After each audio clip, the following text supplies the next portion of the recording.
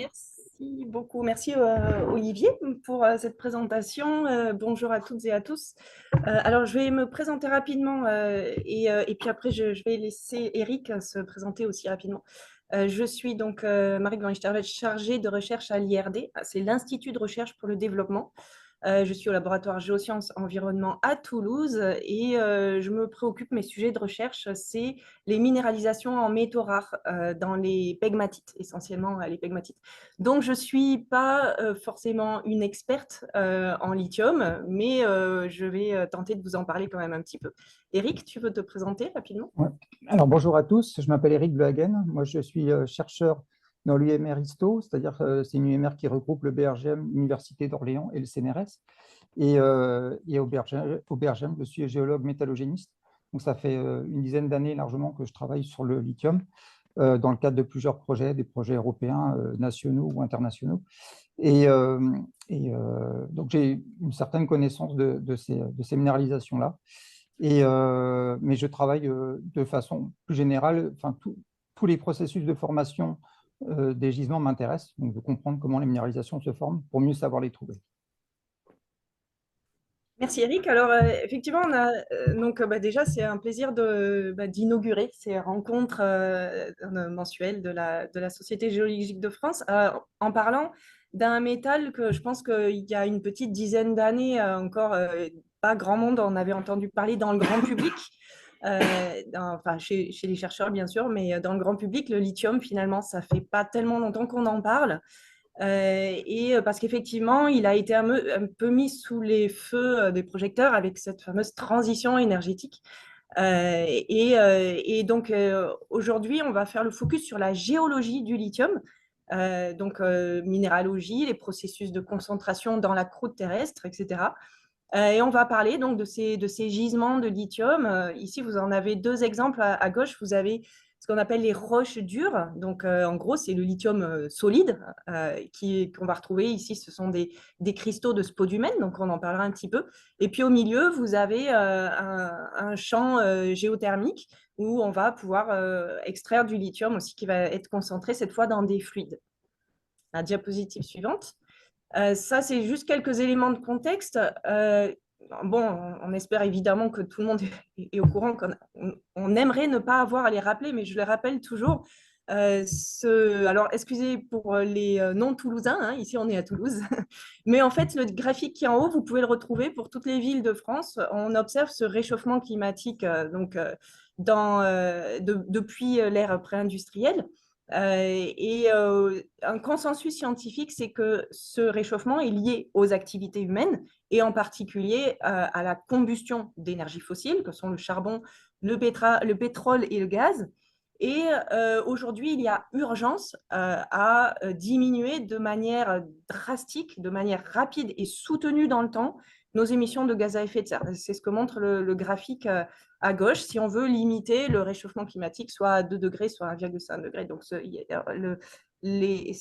a sauté, mais ce sont les milliards de tonnes d'équivalent CO2. Et aujourd'hui, ce qu'on voit, c'est que la tendance en rouge, c'est que les politiques publiques en place ne nous conduisent pour l'instant pas à une diminution des émissions de gaz à effet de serre. Donc, on parle de s'engager dans ce qu'on appelle la transition énergétique, mais il faut évidemment pas oublier que cette transition doit aussi s'accompagner de sobriété, d'une certaine décroissance dans certains usages et notamment dans la mobilité. Aujourd'hui, on va pas mal parler de mobilité. Diapositive suivante. Puisqu'en fait, au cœur de cette transition énergétique, il y a l'électrification massive, enfin l'électrification des usages, puisque l'électricité, on sait la fabriquer de manière décarbonée, avec du soleil, du vent, des barrages hydrauliques, etc., de la biomasse, etc., des atomes d'uranium. Mais surtout, ce que cette électrification implique, c'est un extractivisme accru, puisque cette électricité, pour la produire, pour la transporter et pour la stocker, il faut des grandes quantités de métaux, de ressources minérales de manière générale. D'après l'Agence internationale de l'énergie, l'électrification massive va multiplier par 5 les besoins en métaux d'ici le milieu du siècle. En quelque sorte, ça signifie que dans les 20 à 30 prochaines années, on va devoir extraire autant de métaux que ce qu'on a extrait depuis l'Antiquité. Et ça, quand on est géologue, et puis géologue avec encore un peu de carrière devant nous, comme Eric et moi, hein, ben on se dit que c'est juste un peu vertigineux quand même, de se dire que dans les 20 à 30 prochaines années, il va y avoir cet extractivisme accru qui va venir, et ça pose effectivement la question de est-ce que c'est possible. euh, alors, pour l'instant, voilà, on considère qu'on va devoir extraire des métaux pour électrifier, et donc les États, ça c'est le graphique à droite, ont classé un certain nombre euh, de ressources comme critiques, donc en fonction de leur risque sur les approvisionnements et de leur importance stratégique. Et donc, je vous ai mis, donc il y a tous les métaux là, mais le lithium est là en haut. Vous voyez qu'il a une importance stratégique, on va le voir pour les batteries. Et par contre, en termes de risque d'approvisionnement, on est sur un risque moyen, et on va vous expliquer aussi pourquoi.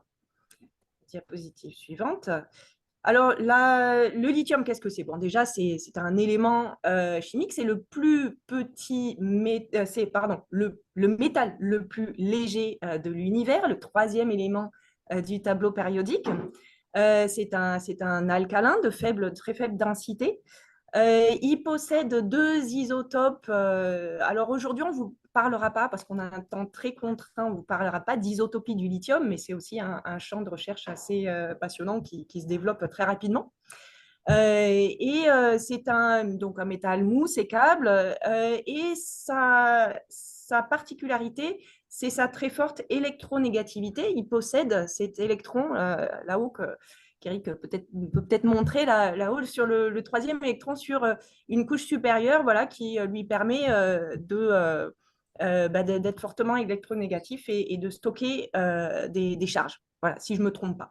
Et donc, c'est ce qui va faire que le lithium va être un élément clé pour le stockage de l'électricité, pour les batteries. Donc ça va être la diapositive suivante, il me semble.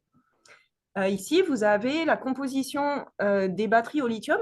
Alors, pour l'instant, quasiment toutes les batteries, quelle que soit leur technologie, sont composées contiennent du lithium en proportions variées.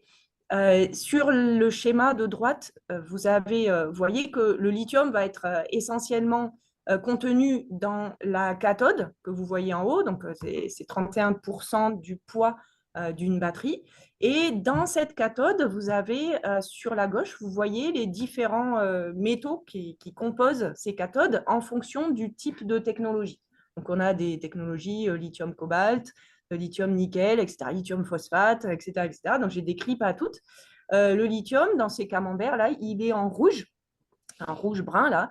Et vous voyez qu'à chaque fois, finalement, c'est quelques pourcents en poids de lithium, parce que comme c'est un métal très léger, ben, en fait, il en suffit...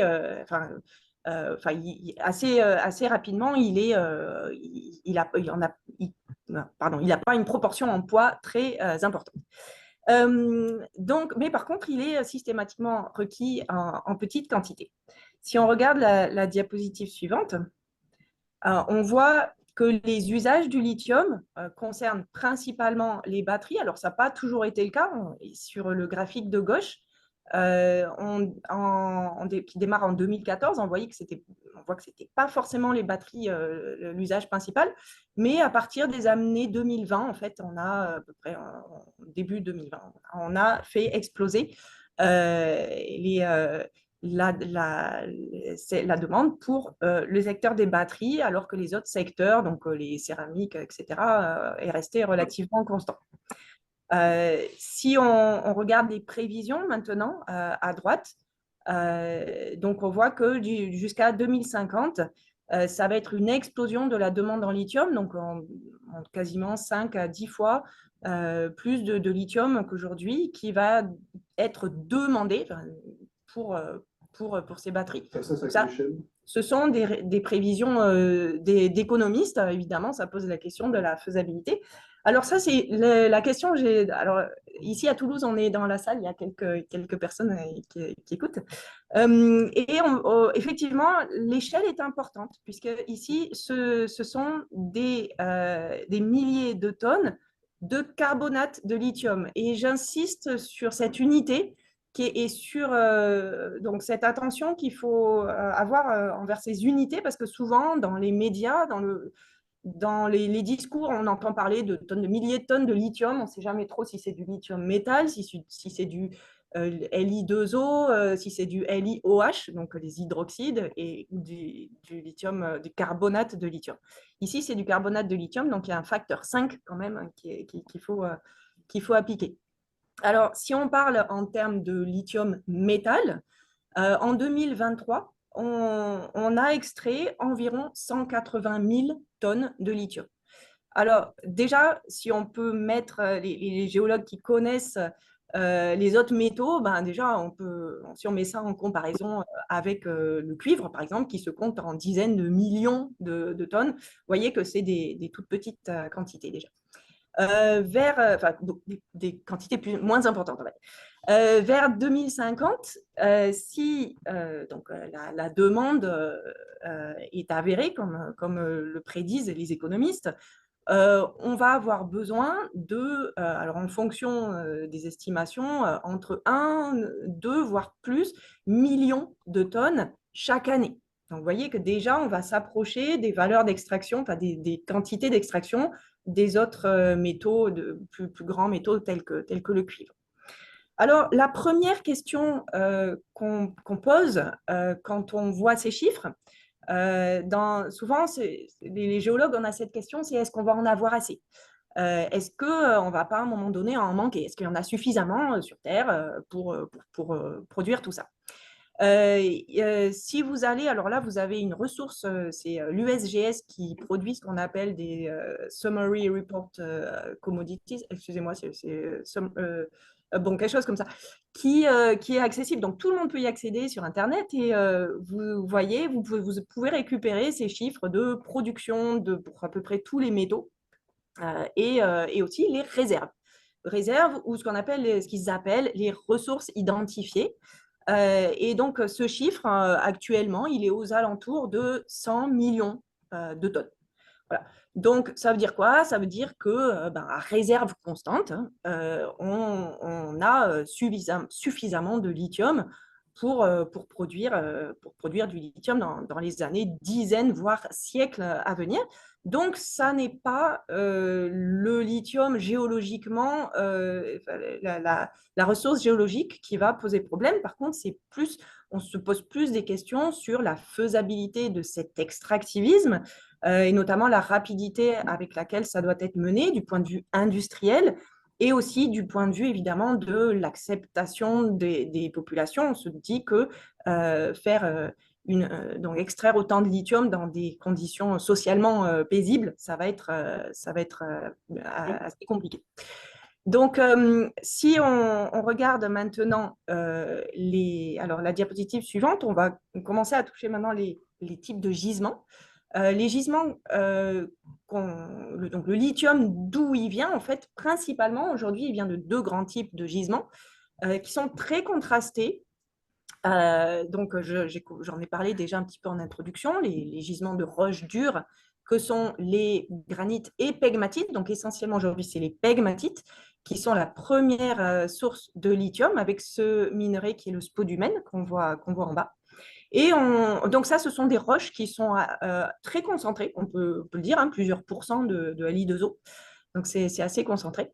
Et à droite, vous avez les salars, où là, ce sont des gisements qui sont plus faiblement concentrés, qui sont ces grandes étendues de saumure qu'on va retrouver essentiellement en contexte andin, dans ce qu'on appelle le triangle du lithium, hein, Argentine, Bolivie, Chili. Donc ici, vous avez les exemples des salars de Bolivie. Alors, je crois qu'on peut passer à la provenance de ce lithium. Donc, vous avez une carte, c'est un peu petit, mais vous voyez l'idée, c'est de montrer qu'en fait, on a du lithium un petit peu partout sur Terre. Il n'est pas spécialement rare. même si, bon, j'ai oublié de le dire tout à l'heure, mais sa teneur dans la croûte est faible, mais les gisements de lithium ne sont pas rares. Et les producteurs sont nombreux. Alors, jusqu'à présent, c'était l'Australie qui était le premier producteur dans le monde de lithium. Alors, si vous voyez effectivement, voilà, l'année 2024 sur le graphique du bas, vous voyez que c'est l'Australie qui a dominé le marché. Puis après, on va retrouver le Chili et la Chine. Et si je ne me trompe pas, la Chine, c'est essentiellement des roches dures aussi. Ça n'est pas, à moins qu'il y ait peut-être quelques salaires. Eric, Il y a des salaires. tu me corriges, voilà, avec les salaires.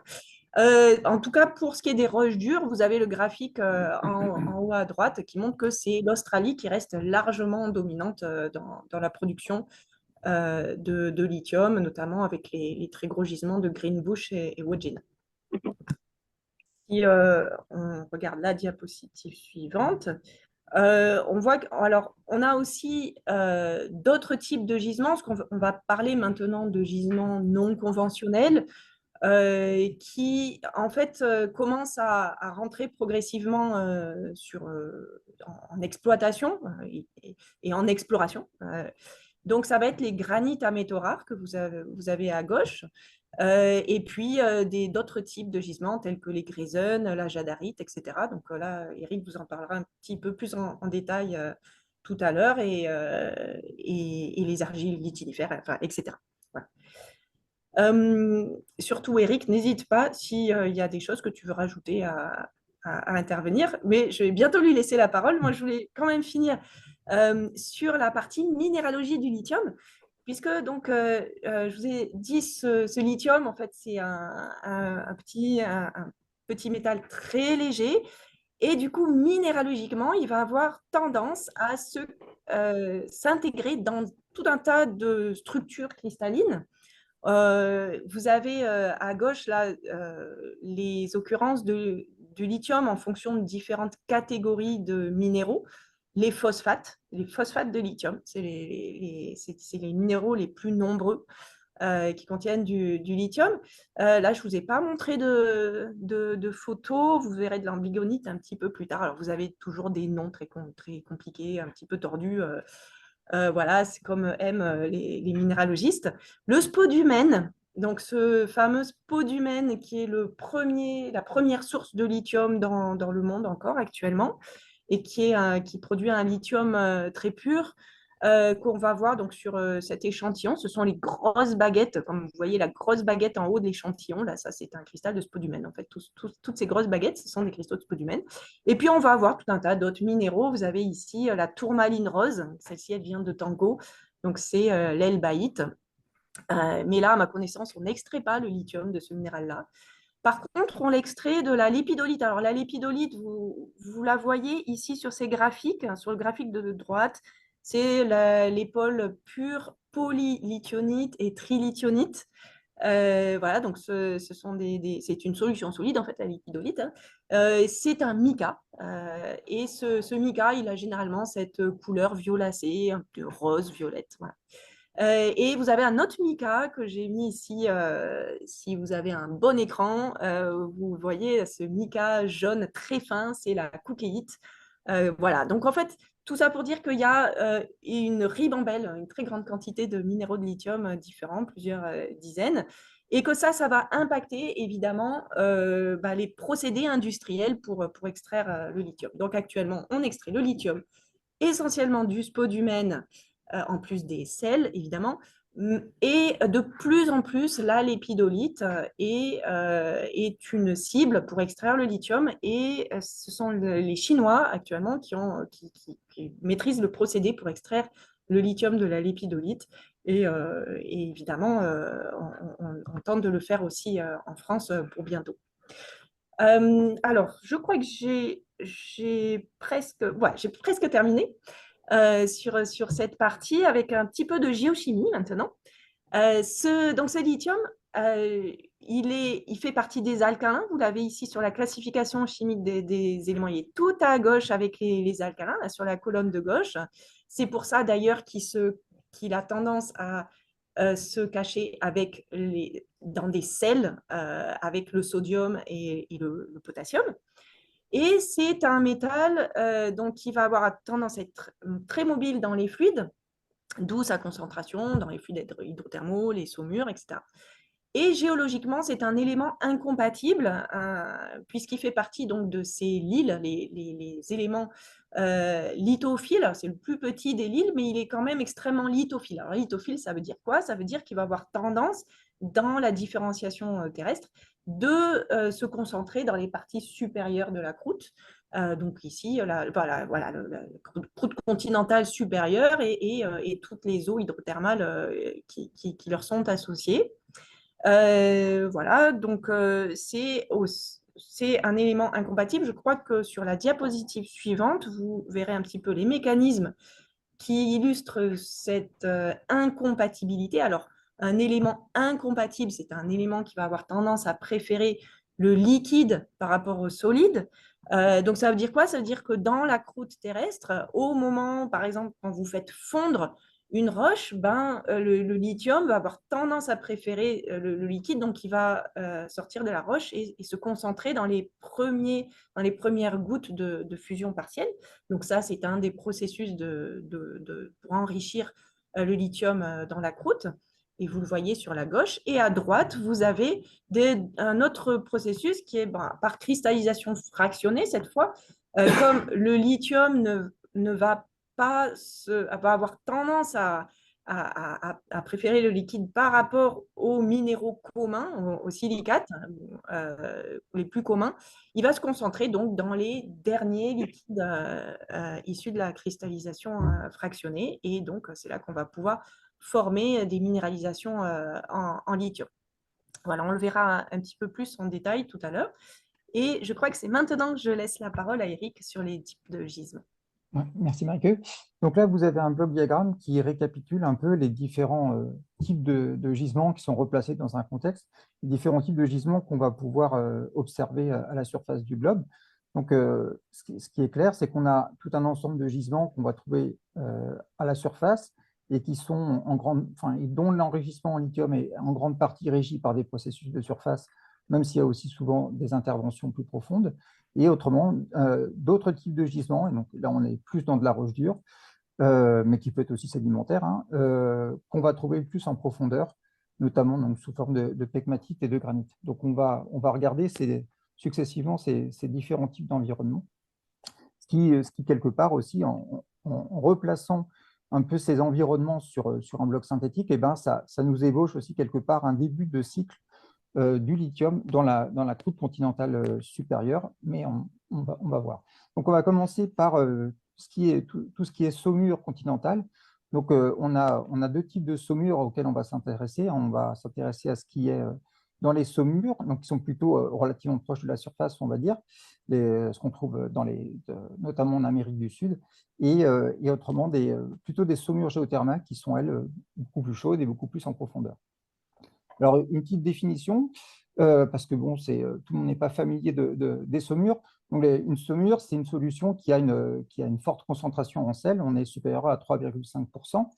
Et les saumures à lithium en particulier, elles sont hypersalines, c'est-à-dire qu'on est de une fois à 0,7 à 2 fois 0,4 la concentration en sel de l'eau de mer, donc c'est vraiment quelque chose de très salé. Et il y a le lithium, mais également les autres ions, comme le sodium, le chlore, le potassium, les sulfates ou le bore, sont très très proches de la saturation. Donc ces saumures, on les pompe, mais elles sont aussi proches de la surface, hein, parce on peut avoir des cristallisations de sel enrichi en lithium sous forme de croûte salée, hein, ce qu'on appelle les salars. Vous avez ici donc, le fameux triangle qui contient la Chine, la Bolivie et l'Argentine en Amérique du Sud, où vous avez ici en bleu tout un ensemble de lacs qui sont en très haute altitude, donc soumis à une très très forte évaporation et une pluviométrie qui est particulièrement faible. Donc avec des salars qui sont bien connus, salar de Uyuni, entre autres, salar de Atacama. Donc ce sont des endroits à partir desquels on extrait aujourd'hui des quantités importantes de lithium, mais via des processus d'abord de pompage dans des aquifères où la ressource est portée sous forme de saumure, et ensuite ça subit une évaporation pendant un an. Donc, pour ce qui est des saumures continentales, on va toujours trouver des caractéristiques communes. On va toujours être dans un environnement de bassins qui sont fermés ou semi-fermés. Donc là, on est dans le cas de lacs en altitude. Tout le temps, on verra que le lithium il va être disponible dans l'environnement géologique. Donc, on va avoir une disponibilité du lithium à partir de différentes roches dans différents états d'altération. Le climat aride, c'est aussi un élément qui est commun, qui contribue à la concentration en lithium via l'évaporation. L'activité volcanique, elle est toujours relativement présente et c'est un moteur qui est important, moteur thermique, mais aussi un mécanisme qui permet d'apporter dans certains cas du lithium et un rôle de la tectonique qui est toujours majeur, notamment sur les drains, sur les porosités, notamment au niveau des failles normales. Donc les sources du lithium dans ces saumures, elles ont été beaucoup contraintes via des travaux notamment d'isotopie et beaucoup en Amérique du Sud. Donc il a été montré que les sources du lithium, ça vient beaucoup des altérites dignimbriques, notamment tout ce qui est verre volcanique. C'est très facile d'altérer des verres, à la différence des minéraux.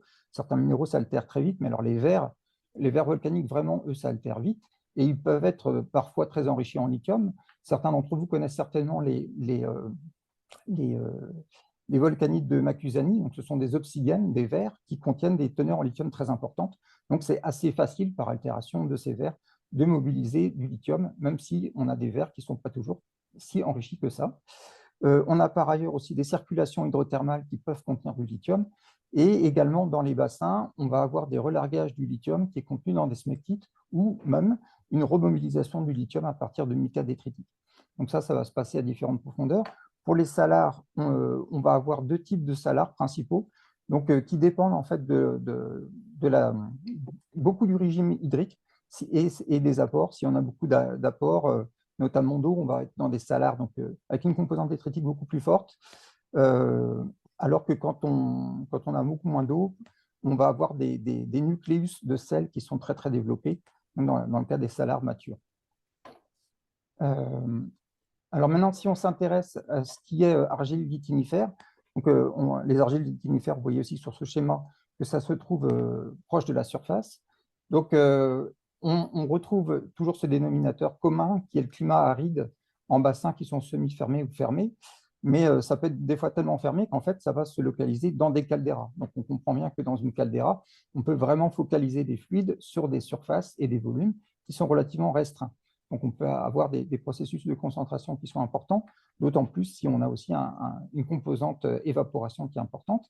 Alors, à la différence des salars où on a le porteur de la minéralisation qui est donc des ions dissous dans des saumures, et ben là, on va avoir le lithium qui va être associé à des pousses d'argile litinifère. Donc, le lithium, il va pouvoir être soit contenu dans des minéraux, du groupe des argiles, mais pas seulement, hein, ça peut être aussi des interstratifiés, mais il peut être aussi absorbé, c'est-à-dire qu'il n'est pas dans la structure minérale, mais il est absorbé sur les argiles. Alors, à la différence des types précédents, pour les argiles litinifères, on a une participation qui est beaucoup plus marquée du volcanisme et donc a priori une importance de l'altération hydrothermale de tuf, notamment de composition rhyolitique. Donc ça, c'est des choses qu'on va pouvoir trouver notamment dans la caldeira de McDermott, qui porte des gisements importants. Et ce lien de proximité souvent entre argile et saumure, il est vraiment réel parce que dans des exemples comme la Clayton Valley, par exemple, vous allez avoir à la fois des couches d'argile, mais aussi des saumures et des volcanites qui cohabitent exactement dans les mêmes bassins. Ici, la coupe AB, c'est une section centrale dans cette vallée de Clayton qui est un bassin semi-fermé. Donc là, au lieu d'avoir, comme je l'ai dit, au lieu d'avoir le lithium dans des saumures, on a le lithium dans des argiles, mais avec des grands points communs dans les environnements. Alors, en termes donc, de porteurs, le lithium il peut être porté par plusieurs minéraux. Hein. Ça, il y a une très, très grande variété au sein des gisements, ce qui fait que pour l'évaluation du potentiel, c'est aussi très compliqué, hein, parce que, comme l'a déjà dit Marie-Queux, à chaque fois que vous avez affaire à un minéral porteur du lithium qui est différent, ça va vouloir dire un processus de traitement qui est différent et souvent des séparations des porteurs, ce qui n'est pas toujours le plus trivial à faire. Donc, on va avoir le lithium qui peut être porté par des ectorites, enfin des argiles, des micas, des ilites. Il peut être absorbé sur les argiles ou dans les interstratifiés. quand le lithium est en position en site échangeable. Il peut être dans la montmorillonite, on a des exemples en Serbie. Ces couches d'argile, elles peuvent faire 1 mètre à 90 mètres d'épaisseur, comme ça peut être le cas notamment dans l'ouest des États-Unis. Alors après, on a en Europe un gisement qu'on pourrait un peu rattacher à ça, mais il n'est pas encore, en tout cas, il n'y a pas eu trop de publications dessus, donc il n'est pas si connu que ça, et pourtant, on en a parlé à travers la presse notamment, c'est le gisement de Jadar. Donc Jadar se situe en Serbie, c'est un bassin qui est d'âge miocène, qui se met en place sur un socle dans lequel on voit déjà des enrichissements locaux en lithium. On connaît par exemple des pegmatites à spodumène qui sont très proches finalement de ce bassin. Et donc évidemment, tout le lithium ne provient pas de pegmatites à spodumène, mais à partir du moment où on a des pegmatites à spodumène, il ne serait pas surprenant qu'on ait d'autres granites ou d'autres formations magmatiques qui contiennent des teneurs en lithium bien supérieures au quark et qui puissent donc être la source, ainsi que de même façon des roches volcaniques. Donc une fois encore, on va retrouver un environnement comme ça. Dans ce bassin, eh ben, sans surprise, c'est un bassin qui contient des évaporites, ce qui témoigne encore une fois d'un climat plutôt chaud. Donc encore un point commun qu'on a vu avec les précédents. Et donc dans le bassin de Jadar, la particularité, c'est que ça descend comme relativement profond et on a des couches qui font entre 1,50 m et 23 mètres de puissance. Donc 23 mètres, ça devient vraiment considérable et dont la teneur en jadarite, donc la jadarite est une zéolite qui contient le lithium, la teneur en jadarite peut atteindre 50%. Donc c'est ce qui explique la teneur moyenne du gisement qui est de 1,86% LiO2, c'est-à-dire qu'on est à plus de 0,9% de lithium métal. Donc là, on arrive vraiment sur des concentrations qui sont extrêmement importantes. Et en termes de tonnage, donc on est à plus de 2,5 millions de tonnes d'oxyde de lithium. Donc ça en fait un très très gros gisement à l'échelle européenne. Mais le développement de ce gisement est en pause, comme vous le savez probablement. Alors maintenant, si on va s'intéresser aux roches plutoniques, donc tout ce qui va être granit et pegmatite peralumineux principalement, donc on est sur des objets donc, qui sont liés au processus de fusion partielle, au processus de cristallisation fractionnée, comme Marie-Q vous l'a précisé. Donc, un des éléments qui est important de voir, c'est qu'il existe deux principaux modèles jusqu'à présent, des modèles qui existent depuis très très longtemps, depuis les années 60 à 70, pour expliquer la formation de ces magmas métaux rares. Il y a un modèle qui propose que c'est la fin de la cristallisation de complexes granitiques qui permet des fortes concentrations et donc la génération de ces magmas, ou alors des modèles avec de la fusion partielle de roches, par exemple des métasédiments ou d'autres types, ça peut être des orthogneiss par exemple. Mais quand on prend ces modèles, pour arriver à des teneurs qui sont relativement importantes en lithium dans le produit final, si on prend des modèles classiques de fractionnement de Rayleigh, en utilisant les coefficients de partage qui sont publiés, et ben en fait, on va être obligé d'arriver à des coefficients de fractionnement qui sont vraiment très, très importants, c'est-à-dire irréalistes physiquement, pour arriver à produire ces magmas. Donc, ça veut dire qu'il y a clairement un problème à partir de compositions de granit standard. Et de la même façon, si on prend un micaschiste, par exemple, à 120 ppm de lithium, ce qui est déjà pas quelque chose de très normal, il est déjà significativement enrichi, et bien même si on fait des faibles taux de fusion partielle, vous voyez ici, dans cette modélisation, on va arriver très clairement inférieur à des compositions de magma enrichis en métaux rares tels qu'on peut les observer dans les objets minéralisés. Donc, ce que ça montre, c'est qu'il faut nécessairement des sources qui sont pré-enrichies pour que ces processus puissent aboutir à quelque chose de minéralisé. Donc, il faudrait soit une composition de granit préexistante qui soit vraiment déjà très enrichie en lithium et autres métaux rares, ou de la même manière, des roches qui sont appelées dans des processus de fusion et qui contiennent également une teneur en métaux rares qui est significativement importante dès le départ pour arriver à produire quelque chose riche en métaux rares à la fin, mais dans un range qui est compatible avec la physique, la rhéologie, la viscosité de ces magmas, qui sont des magmas acides, il ne faut pas l'oublier, malgré la présence de fluents. Donc voilà, ces deux modèles qu'on peut voir ici, donc soit à partir d'un granit, donc avec du fractionnement, soit à partir de différents types de roches. Et vous avez ici, par exemple, vous avez ici en ordonnée la teneur moyenne du minerai et en abscisse le tonnage. Ce qui est reporté ici, en fait, ce sont différents résultats d'exploration minière pour plein d'exemples, donc que ce soit des argiles, des greisen, des pegmatites, des saumures à travers le monde.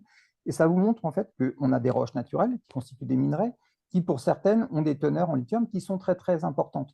Donc, on comprend très bien que si on les fond, enfin, si ces roches fondent, elles pourraient potentiellement produire des magmas riches en métaux rares, à la condition, et c'est loin d'être trivial, que le lithium soit conservé pendant les processus de fusion de métamorphisme.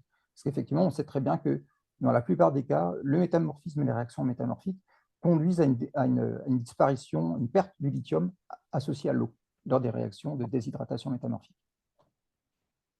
Alors là, je vais rendre la parole à Marie-Queue sur les pegmatites.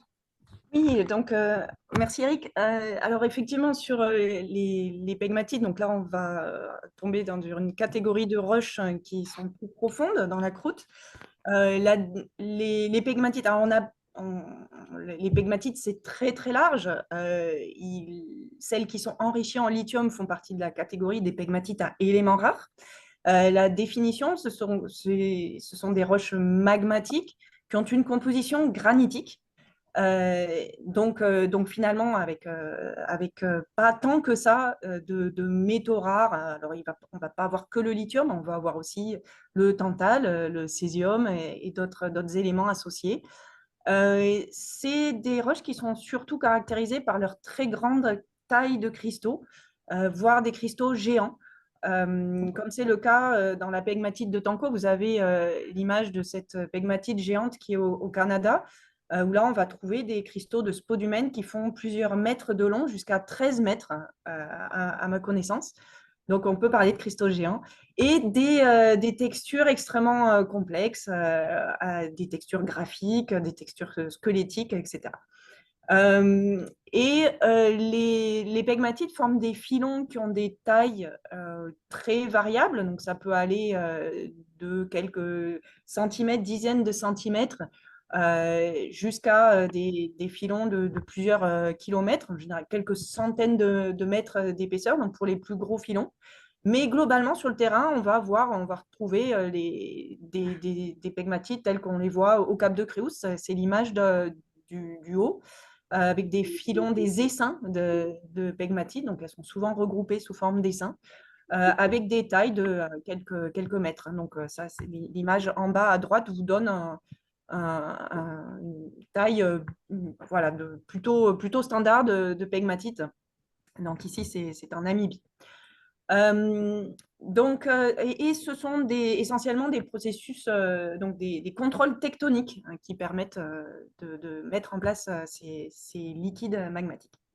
Sur la diapositive suivante, on voit alors là, c'est un peu, on est dans la catégorie des pegmatites les plus complexes, les plus évoluées, on va dire. Ici, c'est la pegmatite de Tanco au Canada, qui est certainement, à ma connaissance, le corps pegmatitique le plus évolué, le plus complexe. On va avoir énormément d'assemblages minéraux, de textures différentes. Sur toutes ces photos, vous avez du lithium qui se cache.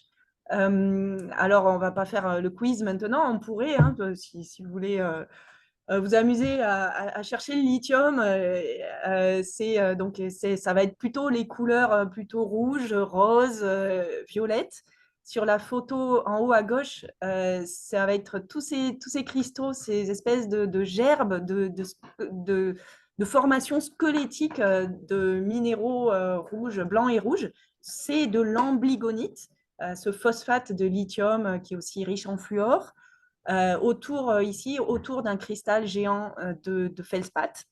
Vous avez le marteau pour vous donner l'échelle. Donc, vous voyez, c'est des très, très gros cristaux. On est toujours à Tanco, là. Sur la photo en bas à gauche, vous allez reconnaître la lépidolite, ce mica violet, qui est au front de cristallisation d'une aplite bleutée qui est sur la droite, avec ses gros cristaux de béryl.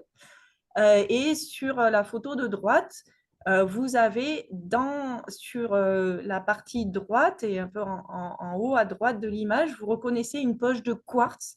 Et dans ces poches de quartz, tous les cristaux blancs laiteux, c'est soit de la pétalite, soit du spodumène, soit encore une fois de l'ambligonite, ce phosphate de lithium. Donc énormément de minéraux de lithium différents. Donc, tout ça, c'est pour dire que le lithium, finalement, va jouer un rôle majeur dans la formation de ces pegmatites. Et si on peut rentrer, si on a un petit peu de temps et qu'on peut rentrer un peu dans le détail de ces processus, alors, je ne vais pas résumer en 2 diapos un cours sur les pegmatites qui pourrait durer 2 heures, mais très rapidement quand même, sur la diapositive suivante, vous voyez que, en fait, ces éléments, le lithium va faire partie de ces éléments qu'on appelle des fluents. On va retrouver aussi le fluor, le bore, le phosphore, le beryllium, qui sont des éléments qui vont agir en abaissant énormément la viscosité des liquides, ce qui va permettre aux liquides de se comporter presque comme des fluides, d'augmenter la diffusivité des cations. Ces éléments ont tendance aussi à abaisser le solidus, la température de solidus des magmas. Donc, on va pouvoir atteindre des solidus relativement bas. On va cristalliser ces objets aux alentours de 400-500 degrés. Donc, c'est quand même assez bas dans la croûte terrestre. Et une dernière caractéristique aussi de ces éléments qu'on appelle les fluents, c'est qu'ils tendent à retarder la nucléation des cristaux. Donc, avant de pouvoir faire pousser des cristaux, et notamment des gros cristaux, il faut d'abord pouvoir les nucléer.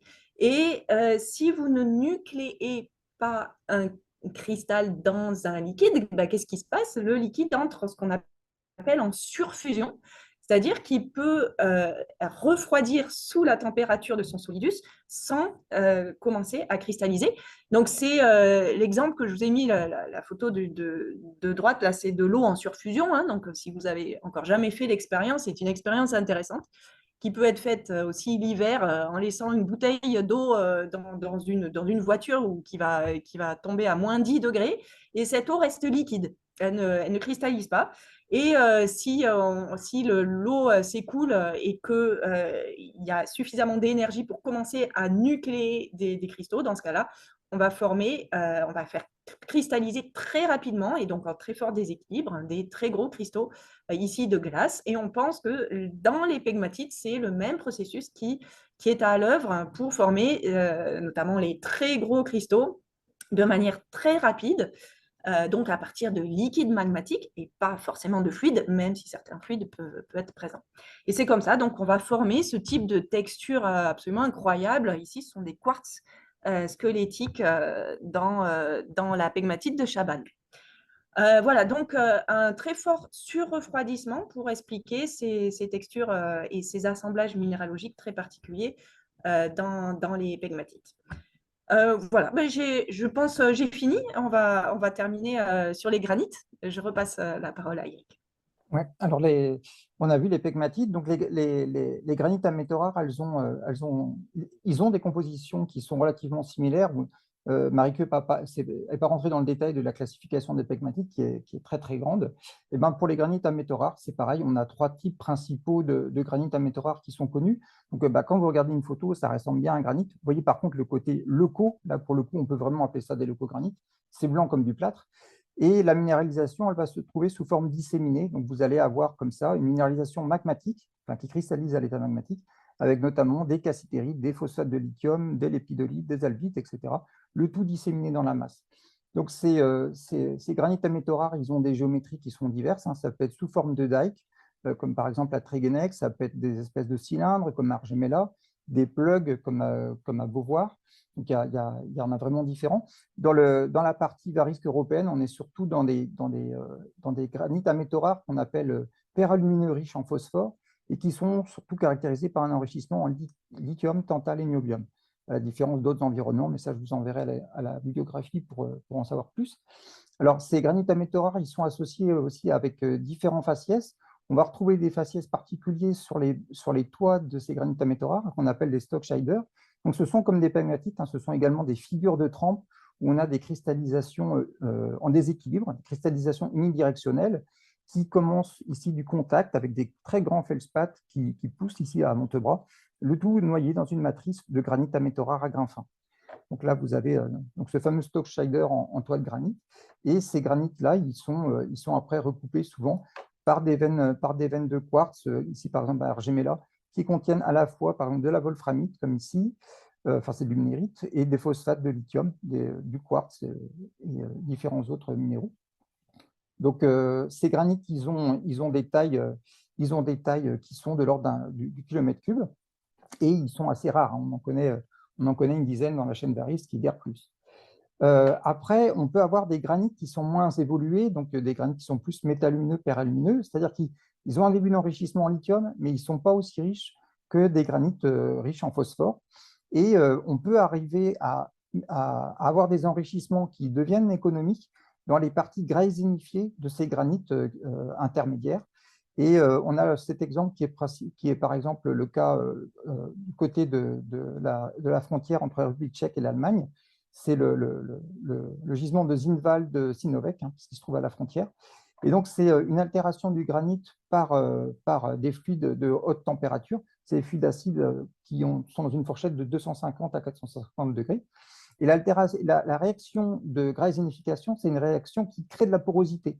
Et donc, elle s'auto-entretient, et plus ça s'altère, plus ça a tendance à s'altérer, parce que les fluides circulent de mieux en mieux. Et c'est essentiellement un remplacement des feldspaths et des biotites par de la muscovite. Et ces zones d'altération, souvent au toit ou le long des failles, ça peut atteindre jusqu'à 200 mètres d'épaisseur. Donc, ça peut paraître, on peut se dire que ce n'est pas très fort, ce genre de choses, mais ça peut quand même atteindre des proportions tout à fait significatives. Donc, ça montre l'importance des circulations de fluides de haute température, parce que là, sur la partie allemande, on est déjà à plus de 315 000 tonnes d'oxyde de lithium avec des teneurs, hein, qui sont moins fortes que dans les granites à métaux rares, mais quand même 0,68% d'oxyde de lithium, c'est tout à fait intéressant. Donc là maintenant, qu'est-ce qu'on a à l'échelle européenne, un peu pour finir sur l'Europe et la France. Donc là, vous avez différents types de minéralisation, donc qui sont classés par couleur.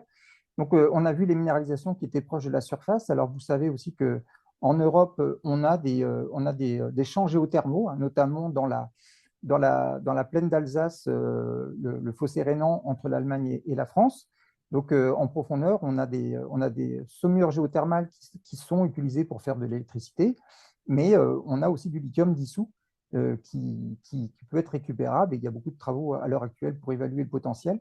On a aussi des champs géothermaux associés au volcanisme qu'on peut trouver en Italie, et d'autres champs géothermaux, notamment en Allemagne, mais aussi dans le Massif central. Après, on a d'autres types de gisements sédimentaires, comme les types Jadar, hein, qui restent uniques pour l'instant, mais on a plusieurs endroits où on peut avoir des minéralisations. En tout cas, il y a des indices. Et avec une exploration efficace, on pourrait être amené à de nouvelles découvertes. Donc, Marie-Gueux va vous parler après de la distribution des minéralisations sous forme de granit et pegmatite. Voilà, sur les roches dures, on va retrouver alors les très grands champs de pegmatite litinifère qui sont actuellement exploités. Donc, ça va être au Portugal, donc dans le sud de l'Europe, en cheval entre le Portugal et l'Espagne. Vous avez aussi dans le nord, dans la partie nord de l'Europe, la Norvège, enfin la Scandinavie globalement. On est sur des vieux cratons où là, on va retrouver pas mal de pegmatite ancienne. Vous avez donc toute l'Ukraine où on va retrouver des roches. Alors, si ce sont des pegmatites ou des granites, Eric, Il y a tu les pourras le deux. Il y préciser. a les deux, et puis Voilà, c'est des âges aussi archéens, paléoprotéroziques pour beaucoup. d'accord. Voilà. Il La y a chaîne de des l'archéen en Alpes, Ukraine. tout le Varisque aussi, va contenir pas mal de lithium. Donc, vous voyez que on est, et donc, Eric en a parlé sur l'Allemagne, entre l'Allemagne et la Tchéquie aussi, il y a pas mal de choses à évaluer. Et si on zoome sur la France, maintenant, on va. Donc, vous voyez que. Alors là c'est caché sous le schéma, mais en fait, dans les Pyrénées, il n'y a pas de granit et pegmatite à lithium. On va retrouver ça plutôt dans le Varisque français sur la chaîne armoricaine jusqu'en Bretagne. Et donc, évidemment, le Massif central où on va retrouver le futur, enfin, ce qui est pour l'instant une carrière de kaolin à Beauvoir, à Échassières, qui est le futur projet Emily pour l'exploitation du lithium, qui est exploité par Imerys. Vous avez le modèle de ce gisement sur ce graphique. Et donc, une autre zone aussi, enfin deux autres zones où il y a beaucoup de travaux d'exploration avec différentes sociétés. Donc, c'est toute cette partie de la plaine d'Alsace et du fossé rhénan. Donc, avec à la fois des ressources importantes qui sont déjà mises en évidence en Allemagne et plusieurs opérateurs côté français, notamment Lithium de France, où donc l'objectif principal, ce sont quand même de faire des centrales géothermiques pour la production d'électricité, avec un objectif de valoriser le lithium, donc qui est un sous-produit de l'exploitation géothermique dans la mesure du possible. Donc, ils sont évidemment en train de travailler sur la faisabilité, donc de voir d'une part comment bien affiner les procédés pour récupérer le lithium dissous, et puis aussi estimer les quantités de lithium dans les systèmes géothermaux, ce qui est pas évident, hein. Ça peut être plus difficile à estimer que pour ce qui est des roches dures où on a moins de mouvement de matière, évidemment, parce qu'on n'a pas de circulation. Donc, on a ça donc, beaucoup dans l'est de la partie alsacienne, et le fossé rhénan, mais on a aussi tout un ensemble de sources qui sont déjà connues depuis très longtemps, de sources thermales, avec de la présence de lithium, mais on a donc aussi des travaux d'exploration. Donc, vous pouvez suivre l'actualité sur Camino, le portail, le portail du gouvernement pour ce qui est des prises de permis, mais aussi sur Minéral Info. Vous aurez des informations sur les explorations en cours. Et donc, il y a une activité d'exploration géothermale avec une possible valorisation du lithium sur le Massif central. Donc, on voit qu'il y a comme une certaine dynamique déjà. Tout ça, ce sont des permis qui sont déposés. On voit qu'il y a une activité d'exploration qui est tout à fait significative en France et en Europe. Ouais, ben, on peut conclure maintenant. On a déjà, je pense, suffisamment pris sur le temps. Ce qu'on peut conclure déjà, c'est qu'on a finalement d'importantes ressources géologiques en lithium dans le monde et en Europe. Et donc, c'est pas ça finalement qui est le facteur limitant dans l'exploitation du lithium pour la transition énergétique. Et que du coup, cette transition va quand même devoir s'accompagner d'une nécessaire sobriété au vu des besoins pour l'électrification.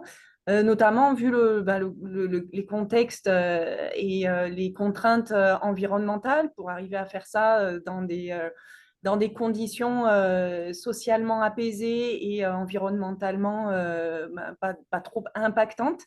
Et puis surtout avec un problème de timing pour arriver à produire ce lithium dont il faudrait produire des quantités énormes dès aujourd'hui, pouvoir le produire dans les temps.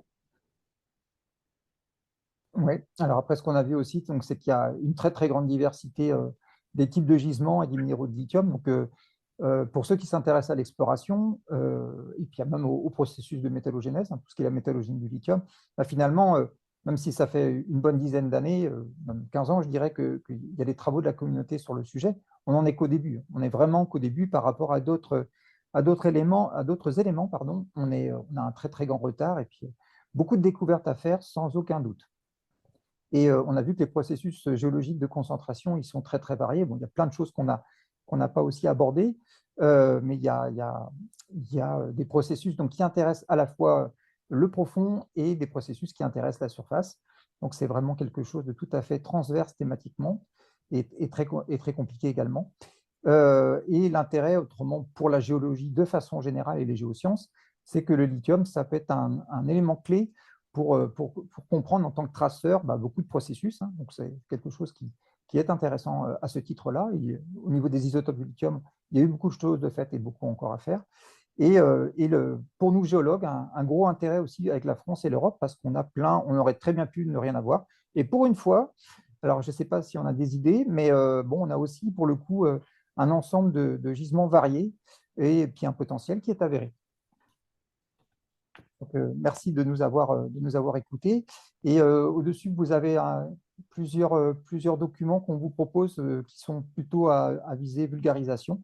Et les références qu'on a pu intégrer dans les différentes diapositives, elles sont en dessous en plus petit avec les liens qui vont bien. Merci de votre attention.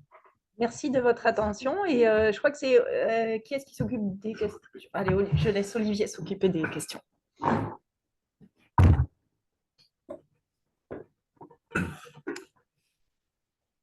Donc, je vois que dans le chat, nous avons… Alors, première question. Est-ce que j'en ai raté? Il y a vite fait. Ok, ça va être bon. J'aurais quelques questions. Voilà. Bon, Ismaïla Diaye, j'aurais quelques questions pour la fin que j'écris ici, vu que j'ai un petit souci de questions. Faut-il combien de mètres cubes pour produire une tonne de lithium? Donc là, on est sur la production. Que pourrait-on retenir de la grande fluctuation du prix des produits commerciaux de lithium entre janvier et novembre? Ok. Et la mer Morte pourrait être une source probable de lithium. Donc, qui veut répondre à ça? On peut essayer de le faire collectivement, peut-être. Alors, alors, combien de mètres cubes vous avez vu que finalement, savoir combien… Alors, déjà, on exprime plein d'unités différentes, souvent, le lithium. Mais la première chose à voir, c'est déjà donc, quelle est la masse à laquelle on s'intéresse, combien il y a de tonnes, pour faire simple, et ou de mètres cubes, si c'est un fluide. Et après, à quelle concentration se trouve le lithium. Et c'est à partir de ça qu'on peut dire, on peut refaire le calcul inverse et dire combien il faut de mètres cubes pour, par exemple, avoir un certain nombre une certaine quantité de lithium. Mais c'est extrêmement variable. Si on essaye de faire simple, on a beaucoup de minéralisation sous forme de roches dures qui sont on va dire, autour de 1% à jusqu'à 0,6 en oxyde de lithium. Il faut diviser par 2 pour faire du lithium métal. Et en règle générale, pour ce qui est des saumures, il faut diviser par 10. Les teneurs, c'est au moins divisé par 10. Même si ça peut être variable, ça peut être encore en dessous. Mais pour faire simple, en première approximation, c'est 10 fois moins concentré dans les saumures que dans les roches dures. Et l'autre particularité qu'on n'a pas abordée, c'est que mais ça compte dans le bilan économique d'une exploitation, c'est que dans les roches dures, il y a beaucoup d'autres métaux rares importants pour la transition qui sont associés, l'étain, le tantal, j'en passe, qui ne vont pas être présents dans les saumures où on va avoir plutôt, ou dans d'autres types de gisements de roches dures, où on va avoir des éléments associés qui sont à beaucoup plus faible valeur ajoutée. Oui, je voulais compléter parce qu'il me semble que la question aussi concernait la quantité d'eau nécessaire pour extraire ce lithium. Et je pense que là, il faut vraiment… C'est extrêmement ça dépend variable. du type de procédé. Ouais, c'est extrêmement variable. Et C'est puis, extrêmement variable parce que ça va est-ce que l'eau est vraiment recyclée ou dépendre pas?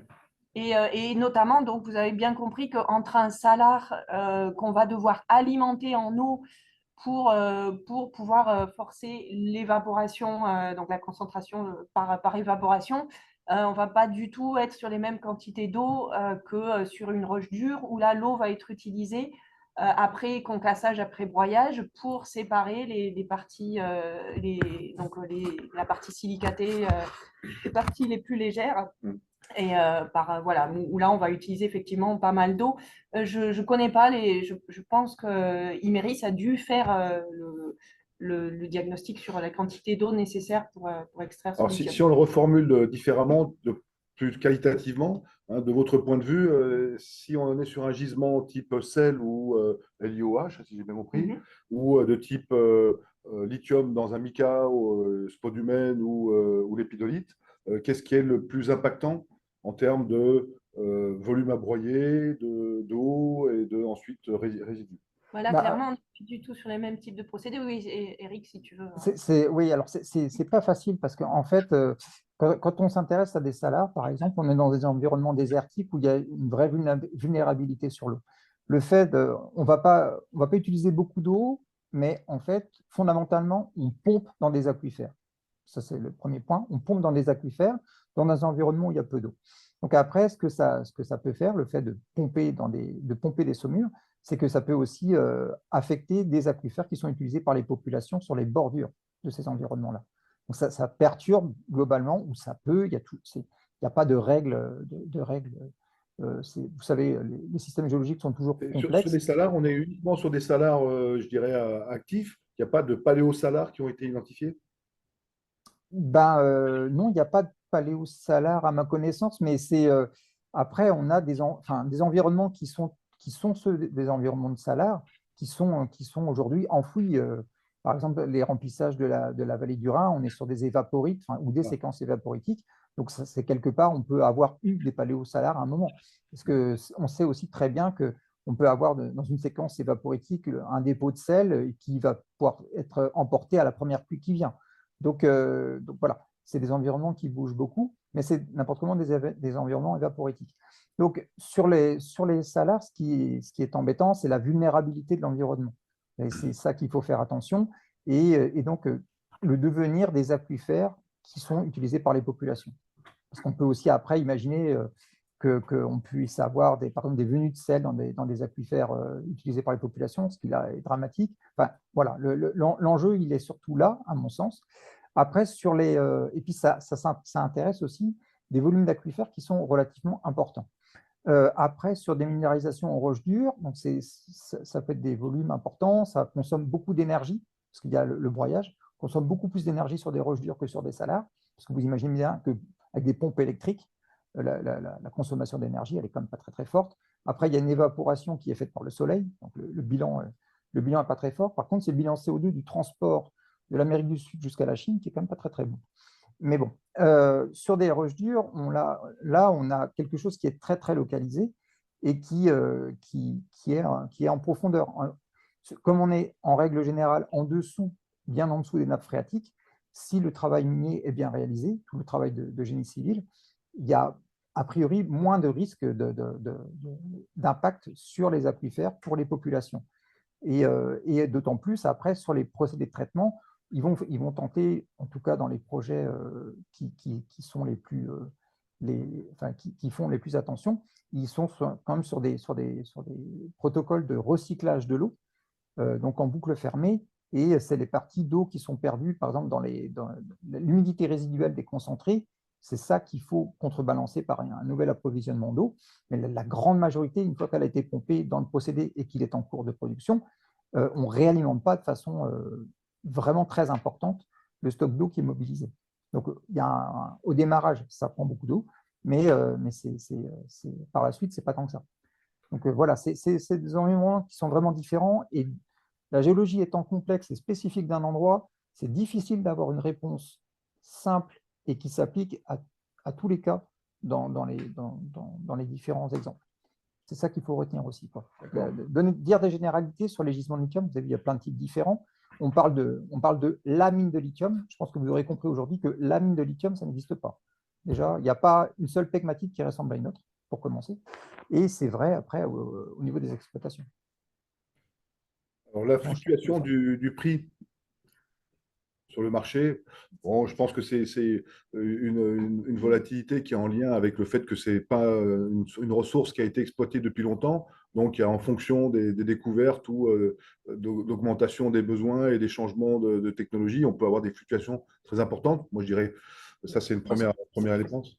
C'est ça, il y a un premier bruit de fond qui est lié tout de suite à la politique et puis aux conséquences. C'est-à-dire, quand on a par exemple le gouvernement allemand qui dit je vais supprimer ou je vais stopper telle subvention à la voiture électrique, très très clairement, ça va se traduire tout de suite en termes de consommation par les producteurs d'automobiles allemands.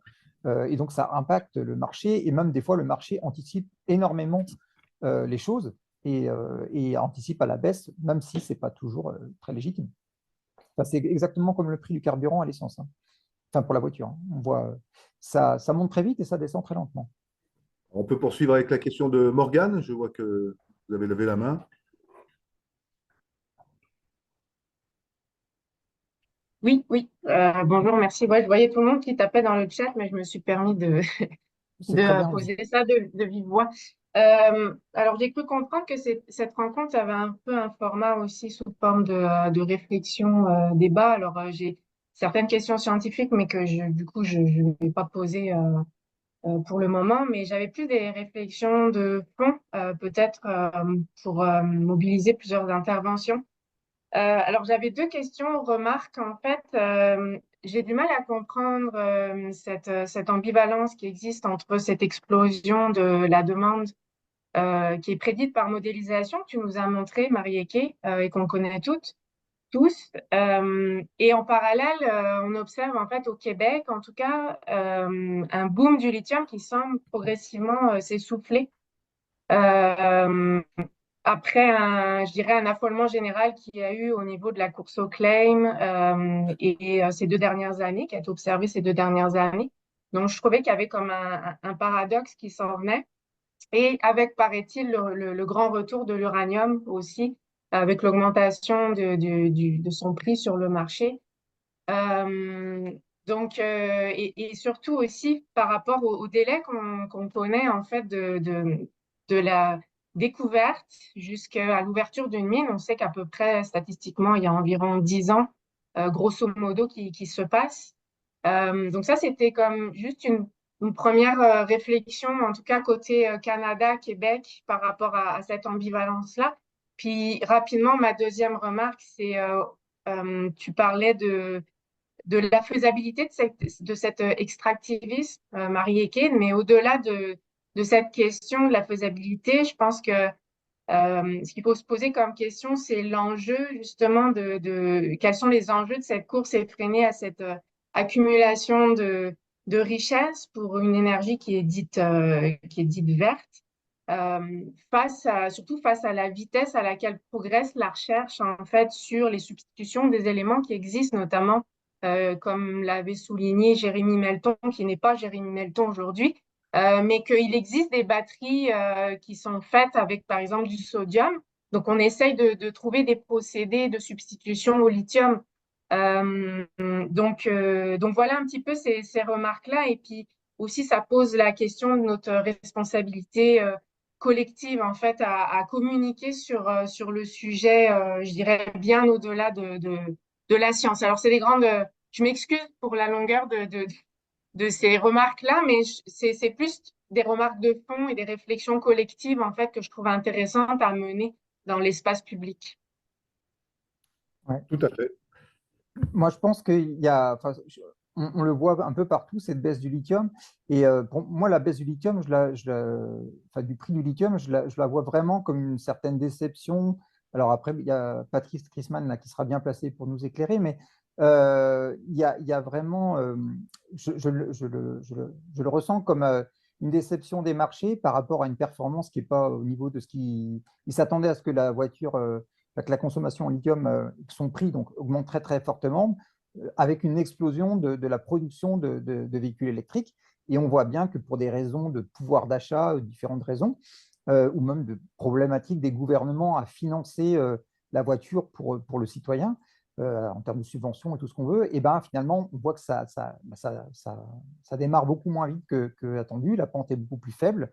Et ben, donc, tout de suite, ben, les marchés, ils sanctionnent ça. Dès que la performance est en dessous de ce qu'on attend, le retour est assez radical de ces acteurs-là, parce qu'ils ont une vision enfin, vraiment très, très économique des choses.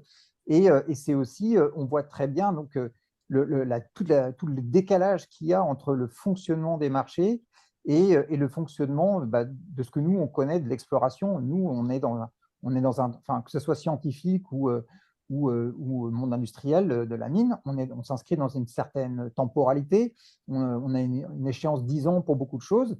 Et on sait très bien que quand on a lancé, enfin, on réfléchit bien avant, il faut y aller ou il ne faut pas y aller. Et après, une fois que c'est parti, on ne peut pas changer, quoi. Si le choix de départ était pas le bon, c'est la mort de la société, enfin, la société qui a fait ce choix.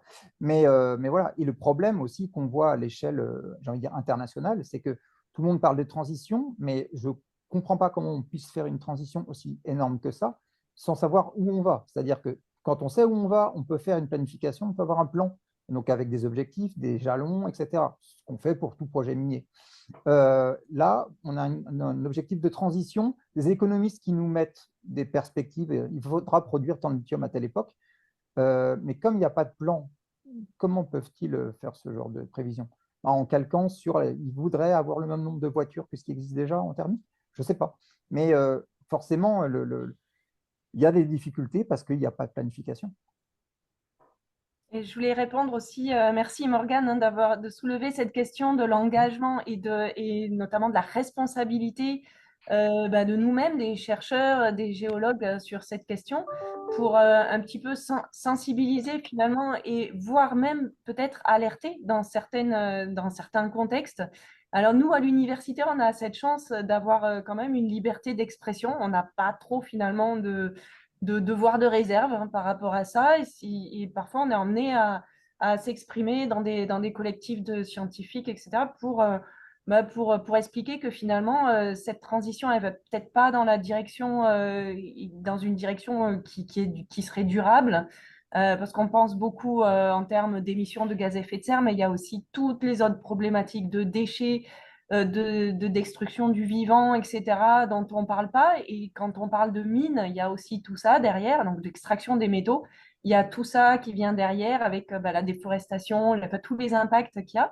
Et on voit de plus en plus de projets qui, qui, qui, qui apparaissent avec des chercheurs de toutes disciplines qui tentent d'aborder ces questions de l'impact de la mine de manière beaucoup plus globale pour finalement dire qu'est-ce qu'on va faire dans notre société, qu'est-ce qu'on fait de ces métaux et est-ce qu'on a vraiment envie d'extraire du lithium pour mettre dans des SUV ou dans des jets privés, par exemple.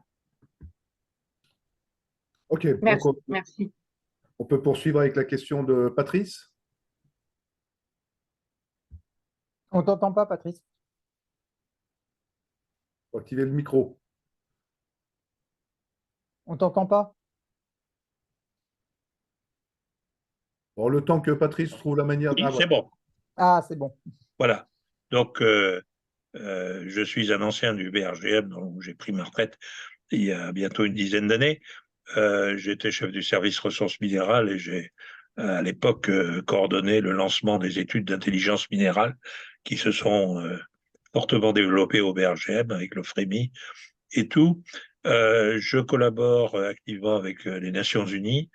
J'ai fait partie pendant pas mal d'années de ce qui s'appelle le groupe d'études des ressources des Nations Unies, qui est l'équivalent du GIEC, mais pour les ressources naturelles. Et nous publierons en septembre cette année, fin septembre, un rapport sur les problématiques liées aux métaux pour la transition énergétique. C'est un très gros rapport avec relecture anonyme internationale, etc. En annexe, il y a un rapport lithium que j'ai écrit et quelques mots sur le sujet. Donc, merci d'abord pour l'excellente présentation qui vient de nous être donnée. J'ai mis dans le chat une référence que j'ai trouvée particulièrement intéressante. C'est une très bonne étude comparative sur la consommation en eau et en énergie des deux principales filières de production du lithium, à savoir les salars et le spodumène.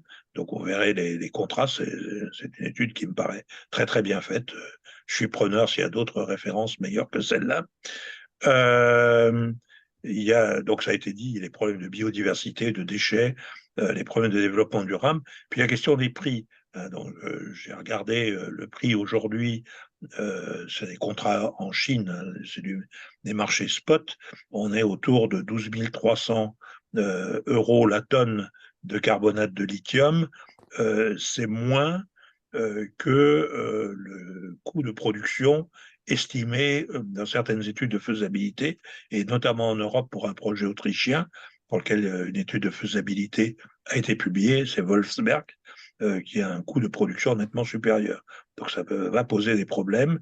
Et j'ai des données sur une petite vingtaine de projets de lithium à travers le monde, de nombreux projets faisant l'objet d'études de faisabilité publiées ont basé leurs hypothèses économiques sur des prix de vente du carbonate de lithium nettement supérieurs à ce que c'est aujourd'hui.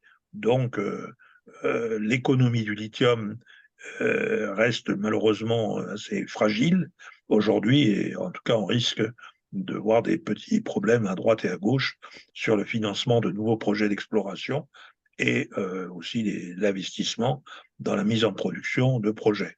Donc, le sujet reste extrêmement ouvert et complexe. En plus, donc, il y a cette substitution qui pourrait se développer dans les années à venir pour des petites voitures électriques urbaines par du sodium-ion, hein, autonomie, densité énergétique beaucoup plus faible que les batteries au lithium, mais parfaitement adaptées au trafic urbain. Donc petits véhicules, bon marché, pour la circulation urbaine, parfait pour ça. Et là, on n'a même plus besoin de lithium. Donc voilà, comment est-ce que ça pourrait peser sur la demande à l'horizon de 10-15 ans? C'est à voir. Non, mais il y a beaucoup de questions ouvertes et intéressantes sur le lithium. Et je remercie la SGF d'organiser ce genre de débat qui me paraît extrêmement intéressant. Merci pour ces informations et ce commentaire. Aurélien, tu veux poursuivre? Oui, bon, en fait, ça va un petit peu dans le sens de ce que Patrice a déjà plus ou moins répondu à l'interrogation que j'avais sur le potentiel de l'Europe. Quand on voit les chiffres qui ont été présentés là dans le PowerPoint, si on regarde, l'ordre de grandeur, c'est l'ordre du millier de tonnes, avec des teneurs en Li2O qui sont peut-être allez, on va dire 1,5, 1,6. Au Québec, ce qui s'ouvre en ce moment, c'est des ordres de grandeur complètement beaucoup plus forts. Hein. On est sur des 30, 50, voire plus, 70 millions de tonnes. Et sachant, comme l'a dit Patrice, que les faisabilités qui ont été faites, les études de faisabilité qui ont été faites, étaient sur un prix du lithium assez fort. Donc, je me demandais, est-ce que vraiment comment l'Europe, enfin, est-ce qu'il y a vraiment un potentiel quand même bien économique? C'est-à-dire, il y a un potentiel lithium, certes, mais est-ce qu'il est vraiment économique? C'était les interrogations que j'avais par rapport aux différents gîtes qu'on a en Europe. Si je peux me permettre, il y a un élément de réponse qui mérite vigilance et intérêt, c'est qu'est-ce qui va se passer avec le projet de production géothermale, combinaison d'extraction de lithium et de production de chaleur urbaine. C'est le projet Vulcan Energy en Allemagne qui est le plus avancé. Il y a une étude faisabilité publique qui existe. Ça sera un bon indicateur de voir à quelle vitesse ce projet va réellement se mettre à produire, ou par exemple, comment le projet de Beauvoir, qui Méris s'annonce très prudemment pour 2028, moi je peux comprendre cette prudence, à quelle vitesse ces projets vont réellement avancer. Hein, et puis d'autres projets à travers le monde pour lesquels des études de faisabilité ont été publiées, mais études de faisabilité ne veut pas dire que les capitaux nécessaires à la mise en production pourront être réunis pour tel ou tel projet.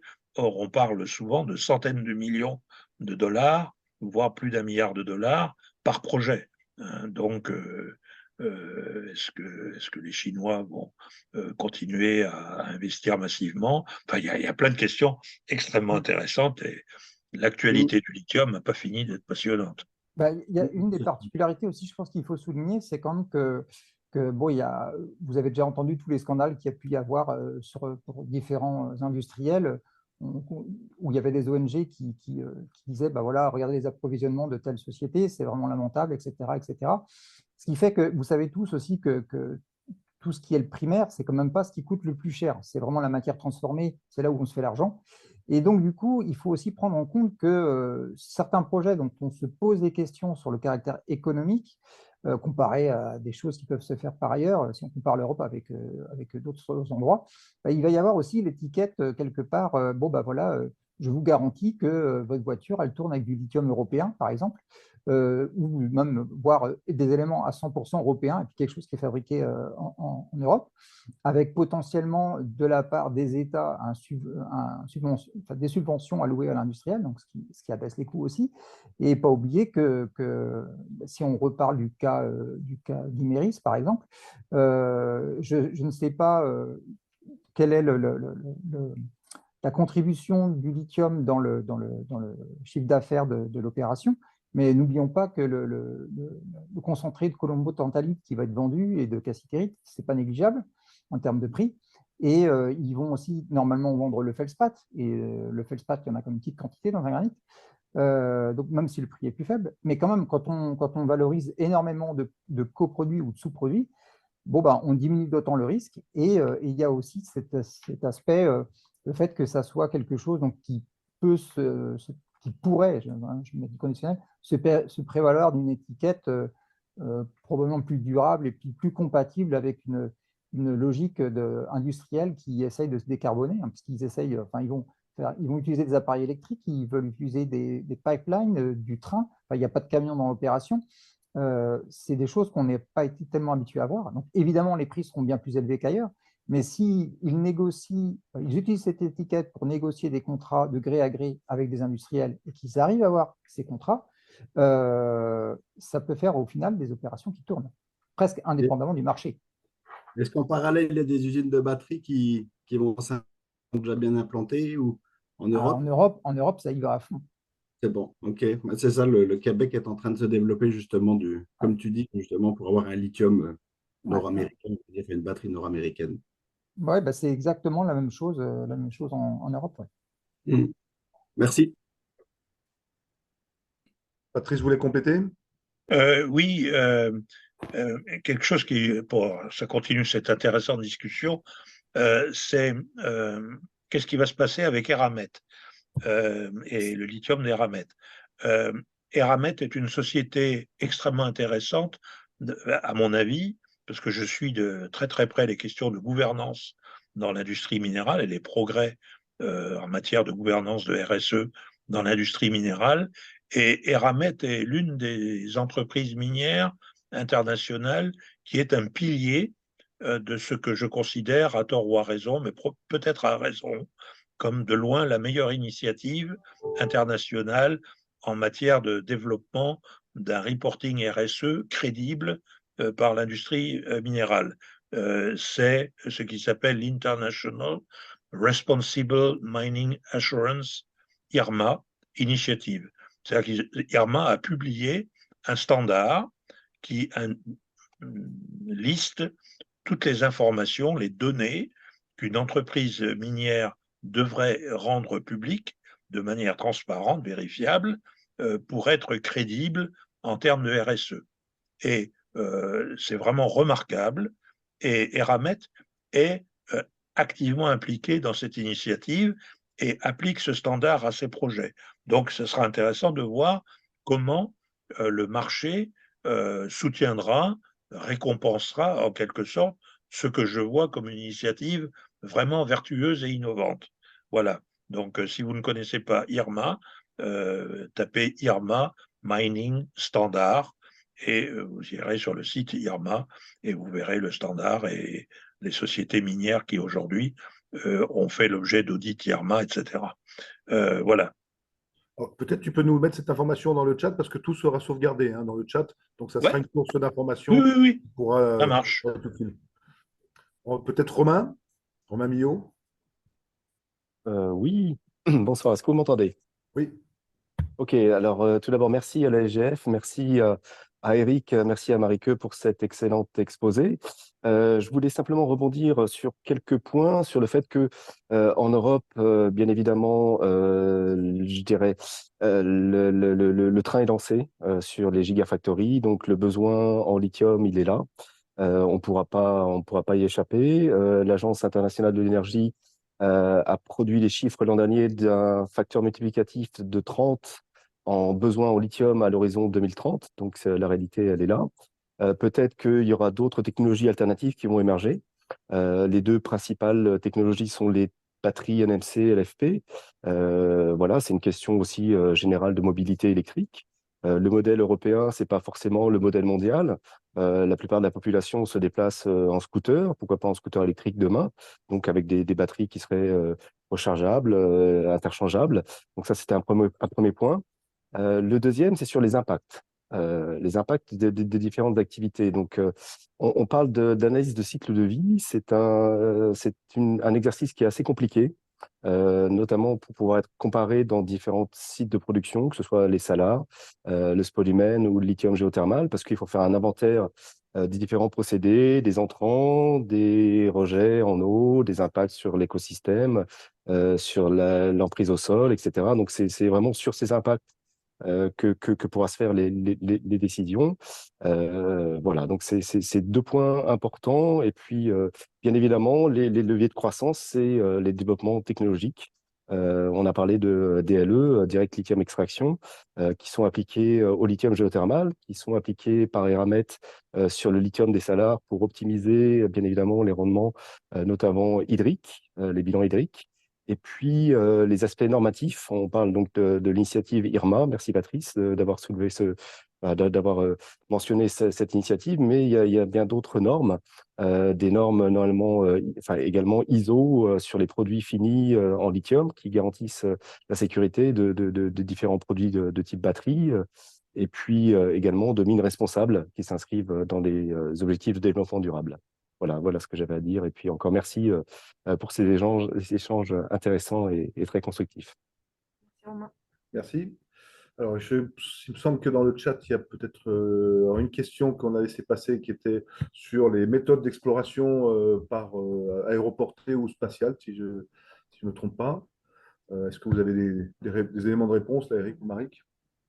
Ouais, alors moi j'ai essayé de répondre. Alors, sur ce qu'on a fait, on a fait ça dans le cadre de projets européens. Vous avez les données qui sont, notamment sur les dernières diapositives, certaines des choses sont disponibles sur le portail européen, le portail EGDI. Vous avez des données et des rapports sur le lithium à l'échelle européenne. Et en fait, bon, c'est très difficile d'avoir des résultats pertinents avec la géophysique sur les granites et pegmatites, parce qu'on s'intéresse à des objets qui sont très petits et qui n'ont pas de signature, enfin, qui n'ont pas de caractéristiques pétrophysiques particulières. C'est-à-dire que ce ne sont pas des roches particulièrement denses ou anormalement peu denses.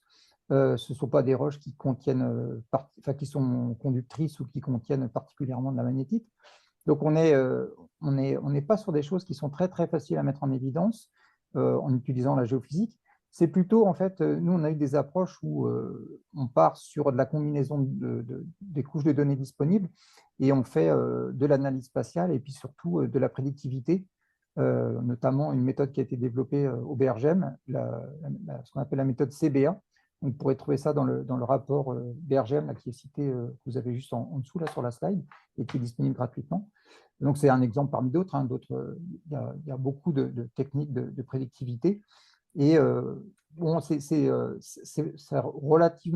peut être relativement efficace quand on est sur des gisements qui intersectent la surface ou dont le halo d'altération géochimique ou le halo hydrothermal intersecte la surface, parce que ce sont des objets qui ont une très forte signature géochimique, avec une forte diffusion du lithium et d'autres éléments comme ça dans l'encaissant. Mais dès qu'on va essayer de chercher quelque chose en profondeur, là, on est vraiment sur un vrai défi. Et pour moi, il n'y aura vraiment que des méthodes déterministes à partir de modèles géologiques 3D, c'est-à-dire du calcul numérique qui sera lancé sur des géométries 3D contraintes par des modeleurs géologiques avec des données géophysiques, qu'on devrait peut-être réussir à cibler les endroits où on peut avoir la présence de minéralisation, mais ça sera de toute façon à l'échelle d'un district et pour avoir ce type de modèle. Et certainement pas à une échelle nationale ou des choses comme ça. C'est-à-dire qu'un modèle 3D à l'échelle de la France, ce n'est pas quelque chose de ce type qui va aider à cibler d'une meilleure façon la présence ou pas de lithium. Mais ça va plus être justement par exemple des teneurs un peu au-dessus du seuil en lithium et éléments de ce type-là dans les granites environnants. Parce que quand on regarde par exemple un secteur qui peut être minéralisé avec des pegmatites, si vous regardez la géochimie des granites qui existent dans le secteur, même s'ils ne sont pas du tout associés, ils ont pour partie des sources communes avec les pegmatites.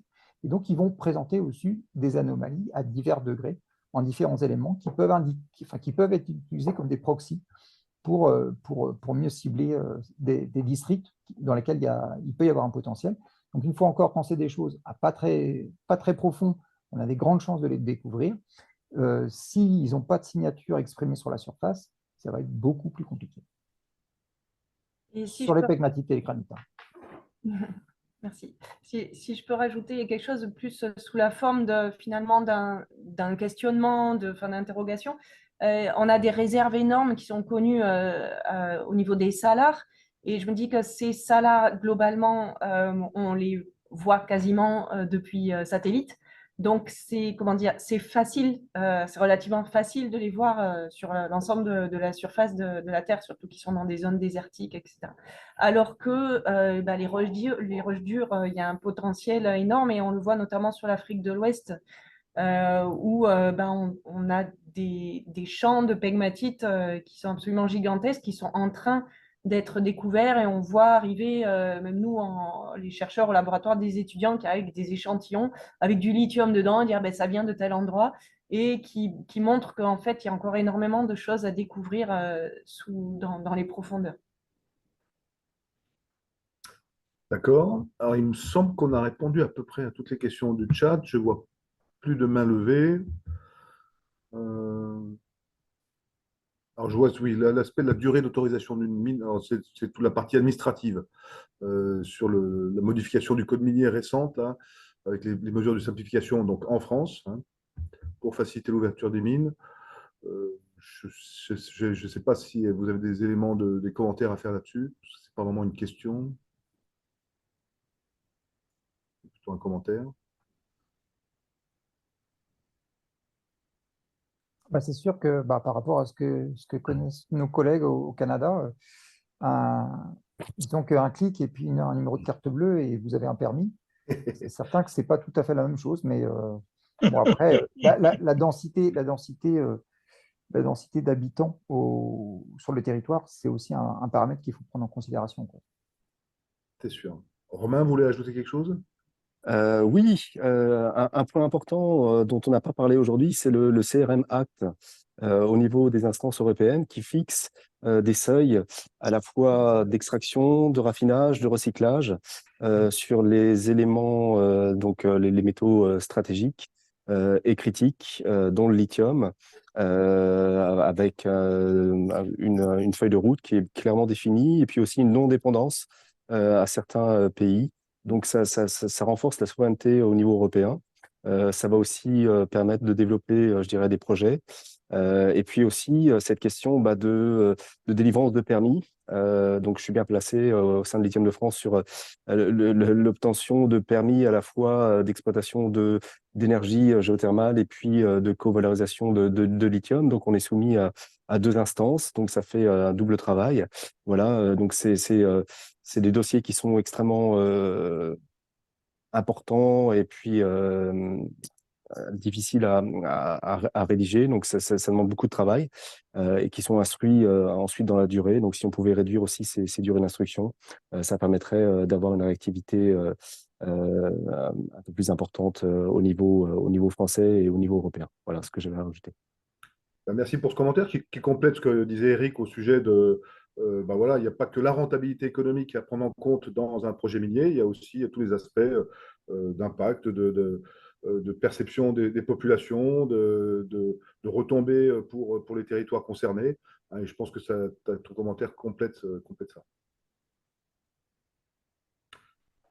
Voilà, bah écoutez, j'ai l'impression si on a Jérémy qui vient d'arriver. Alors, je viens pas d'arriver, c'est pas moi je vous suis, effectivement, j'étais honteusement en retard avec des péripéties liées à mes enfants, pré-ados. Non, bah, c'était un peu pour... je sais pas si tu as présenté un peu l'idée à l'origine, donc voilà, tu es ta casse. Voilà, bah, vous dire que l'idée de la SGF, c'est de recentrer un peu, enfin de se repositionner aussi sur ces grands sujets de société. Et, euh, et donc, on relance ces réunions mensuelles qui avant avaient lieu dans une petite salle parisienne, mais maintenant, avec la techno, on peut faire ça partout en France. Donc, il y aura d'autres événements de ce genre. Voilà, et bah, c'était aussi pour vous dire que mais pour qu'on puisse continuer à vous proposer ce type d'action, on a besoin de soutien. Et donc, si vous n'êtes pas adhérent à la SGF, bah, pensez-y. Voilà, J'ai c'est une fait déjà petite. le Voilà. prosélytisme. Hein, je l'ai. Et ben, c'est parfait. Merci beaucoup. Et puis, bah, ouais. Jérémy, si je peux, j'étais tellement enthousiasmé par cette initiative que je trouve géniale que j'ai payé ma cotisation hier. Bah, Très bien. c'est Et parfait. j'espère que de nombreux autres suivront parce que je pense que c'est la bonne façon de faire, beaucoup mieux que du papier. L'interaction entre personnes intéressées, scientifiques de tous bords, spécialistes, je trouve ça extrêmement intéressant et génial. Oui, non, Oui, c'est ça. et comme tout bon géologue, Jérémy, donc il a toujours un marteau et une boussole, donc il perd pas le nord. Et merci de me rappeler que effectivement, Sauf qu'il a mal c'est réglé son nom important. magnétique. Voilà. Non, non, effectivement, voilà, c'est important qu'on retrouve un peu ces temps d'échange qui avaient un petit peu disparu, enfin voilà, ou qui étaient trop peu fréquents au sein de l'association. Et pour être complètement franc avec vous, on avait même discuté, ça a beaucoup discuté au sein de la SGF, à savoir est-ce qu'on ouvrait ce type d'événement à tout le monde ou est-ce qu'on réservait ça aux adhérents? Et on a fait le choix, voilà, que tout le monde puisse participer, mais voilà, pour ceux qui le peuvent, ben, jouez le jeu. Voilà. Oui, Alors, avec si je peux me permettre une page de pub, parce que ça peut en intéresser plusieurs, au mois de juillet va s'organiser à Paris le World Materials Forum, je crois que c'est la 10e édition. Donc, notez World Materials Forum. Le BRGM, entre autres, il présente chaque année une perspective sur les métaux critiques extrêmement bien faite et intéressante. L'avantage du World Materials Forum, on ne peut y participer que moyennant finance et invitation, deux conditions. Par contre, toutes les communications, toutes les présentations sont mises en ligne gratuitement. Donc, allez voir le site World Materials Forum pour tous ceux qui s'intéressent aux matières premières critiques et à leurs nombreux usages et applications industrielles, aux innovations technologiques. C'est, entre autres, une source d'information extrêmement intéressante. Ok, c'est noté. Tu peux aussi mettre l'information sur le chat, comme ça. Ouais. Bon, voilà, alors on peut peut-être mentionner, Jérémy, aussi la discussion qu'on a eue au sein du conseil d'administration de la SGF sur l'éventuel positionnement qu'on pourrait avoir sur le projet d'ouverture d'une mine donc à Beauvoir, sous la forme d'un cahier d'acteurs. Alors, on n'est pas complètement encore calé sur le type de message qu'on peut qu'on pourrait soumettre. Hein, et on s'était dit que cette réunion pourrait servir à alimenter cette réflexion. Et bon, moi, personnellement, j'ai reçu là, des informations qui vont affiner mon positionnement. Oui, effectivement, tout à fait. Voilà, on a jusqu'au 30 juillet pour déposer ce positionnement. Donc, l'idée, c'est voilà, la SGF contribue au débat public avec une position scientifique voilà, sur le projet. Je profite aussi pour faire la pub aussi, prochain événement de la SGF, c'est son assemblée générale qui aura lieu la semaine prochaine, donc vendredi. On délocalise cette année à Saint-Lin-les-Bains dans le cadre en fait de l'année consacrée à Jules Marcoux, donc originaire du Jura. On est accueilli par la commune de Salins voilà, avec plein de belles choses et on a donc notamment la visite des salines royales et des conférences le soir après l'AG et on aura on propose aussi une petite excursion dans le Jura sur la journée du samedi le lendemain. Donc pour ceux qui sont pas très loin disponibles, n'hésitez pas, ça sera aussi un chouette moment. Ça, c'est une belle excursion. On voit tout de suite le temps de l'excursion. Ok, bon, je pense que si tout le monde a partagé. Oui, vas-y, Patrice. Sur le Critical Raw Materials Act, puisqu'il y a pas mal de géologues dans cette réunion, moi, en l'ayant lu et en étant quelque part un petit peu impliqué dans l'affaire, j'ai quand même un sentiment qu'un point faible, et qui mériterait d'être soutenu par la profession, c'est que le Critical Raw Materials Act n'est pas du tout un instrument de stimulation de l'exploration. Hein, ça va essentiellement viser à apporter des appuis bien réels, j'espère, à des projets dont la faisabilité aura été déjà démontrée. Mais toute la question de la connaissance de base, du financement, des connaissances de base et du financement de l'exploration, à mon avis, ça reste un vrai sujet, aussi bien au niveau national qu'au niveau européen. Voilà. Donc, le Critical Raw Materials Act est un pas important dans une bonne direction. C'est remarquable d'y être arrivé parce que je connais bien, parce que j'y ai participé à l'aventure européenne dans ce domaine. Ça a été loin d'être simple et facile au départ. ça avance, mais toute la question de la connaissance de fond, de la géologie et du financement de l'exploration, ça reste un vrai sujet. Ok, bah, ça sera une remarque de fin hein, sur l'exploration et la géologie. Eh ben, je vous donne rendez-vous donc à la rentrée pour une autre nouvelle réunion, sans doute, donc le 3e jeudi du mois de septembre. Super. Ouais, donc, un grand merci à Olivier pour l'organisation et donc à Marie-Que et Eric d'avoir accepté de venir nous éclairer sur ce sujet du lithium. Voilà. Merci à vous. Merci. Allez, Merci bonne à soirée tous, bonne soirée. Bonne soirée. Ciao. Merci beaucoup.